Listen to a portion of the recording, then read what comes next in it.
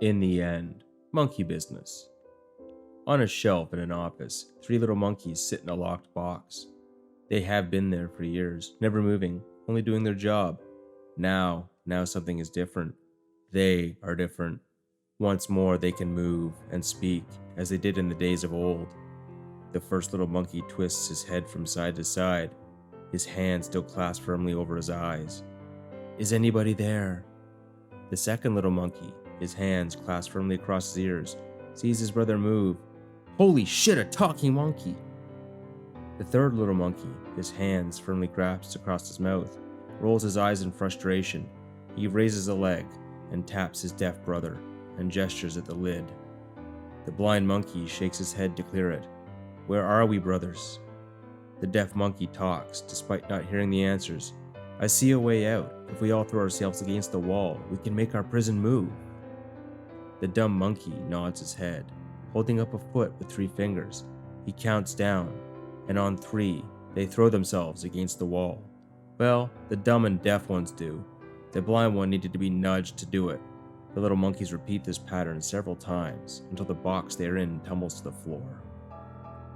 A lock shatters, and 3 little monkeys climb out into a world that isn't ready for them.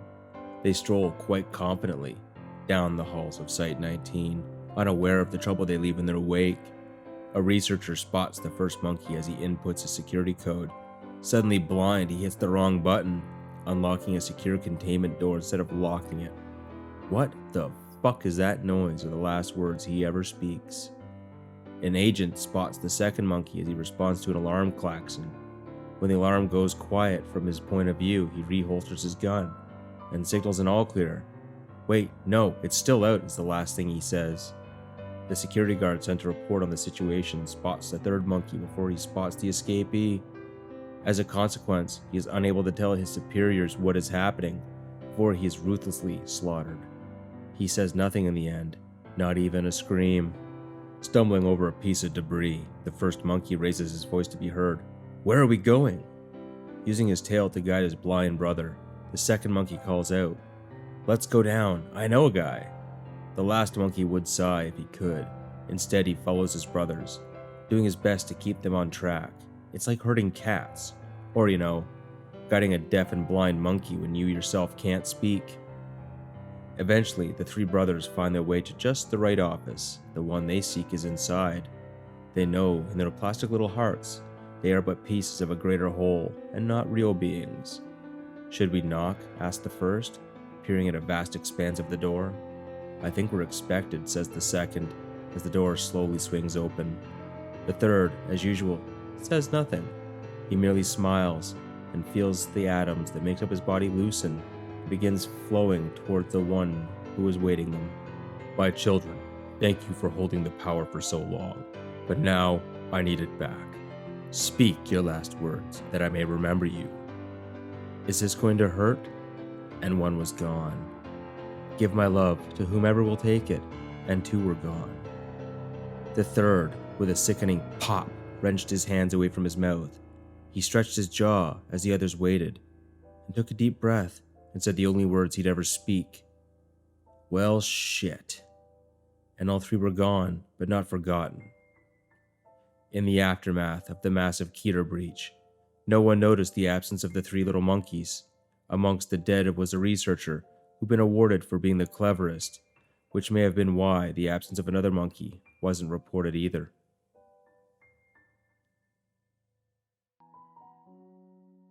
In the end, elite. Pain and fire. Then, peace. For a long time, she remembered the peace. There was a light, so beautiful and calm, she drifted toward it. Her parents would miss her, wouldn't they? She could hear them. They sounded so sad. She couldn't leave, not yet. She tried to follow their voices home. It should have been so easy. She walked a line, not daring to look up, to the light that called her, nor down to the darkness that hungered.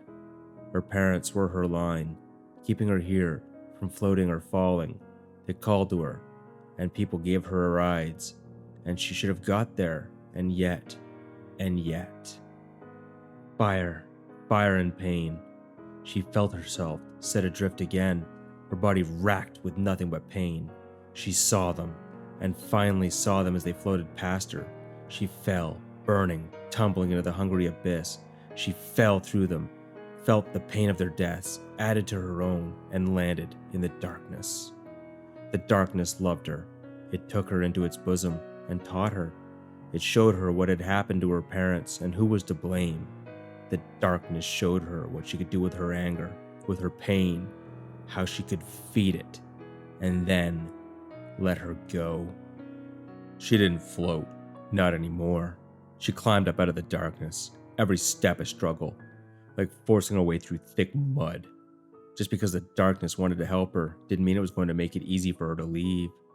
And it needed feeding, so she fed it. She avenged her parents. She avenged more than her parents, with blood and fire and pain until the girl looked up at the sound of a motor, a sad smile on her face. It was time to start everything again. She bent over to look into the car as it slowed down. "Excuse me, mister, can you give me a ride?" The old man inside turned to her and smiled. "Oh yes, my dear. I'm sad to say I should have given you a ride a long time ago. Come on in." He unlocked the door and she slipped inside, resting lightly upon the seat.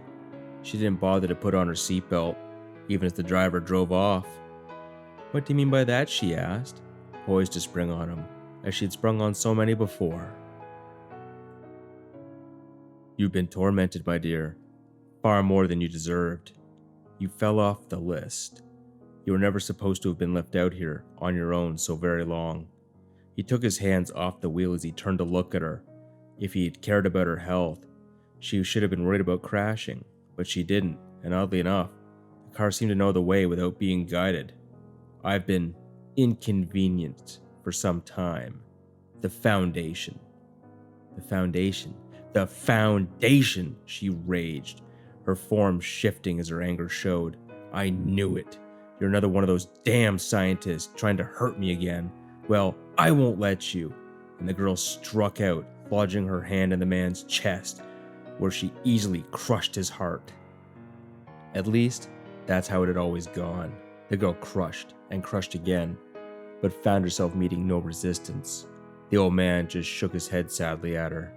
"You see, you're supposed to be at peace, but to be so angry." The girl heard a change. The car engine wasn't making any noise anymore.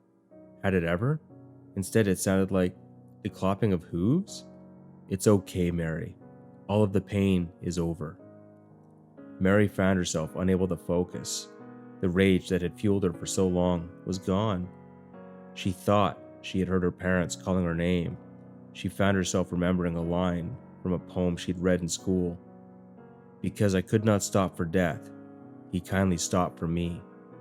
The carriage held, but ourselves and immortality." In the end, Europe. "It's almost time." Alan kept his hand on the button, his eyes glued to the monitor.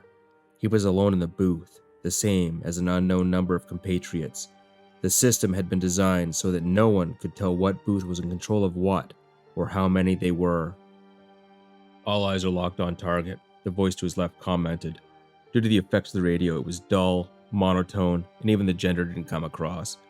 Alan knew his voice would be the same on their end. He could never know what booth was talking. He flicked his left hand across the prep buttons, nodding, even though he couldn't be seen. "Guns are armed. We've got..." His eyes dropped to the number on his screen before jumping back up to the monitor. "Approximately 74 weapons of various type trained on target. One of them should do something," he hoped. Under the sound of their voices, he could still hear the countdown. It was getting closer. Soon, all their preparation would be worth it. "All booths are online," claimed a voice to his right. Alan was slightly relieved that someone could tell. All alone in this booth, knowing what was to come, a small part of his mind insisted that he was the only one. That no one of the outside took this seriously, but no, the booths were all, "Strike that, we just lost a booth. Attempting to reconnect. Connection lost. All booths, be aware, one booth has gone dark." He leaned forward, taking his eyes reluctantly off the screen to check his board. 3 weapons had just been shunted to his control: acid sprayer, flamethrower, and armor-piercing bullets in the Gatling gun. He knew there were backups on backups, but still, he flicked the buttons, readying his new weapons. The countdown hit 30 seconds, and he was ready to do his job.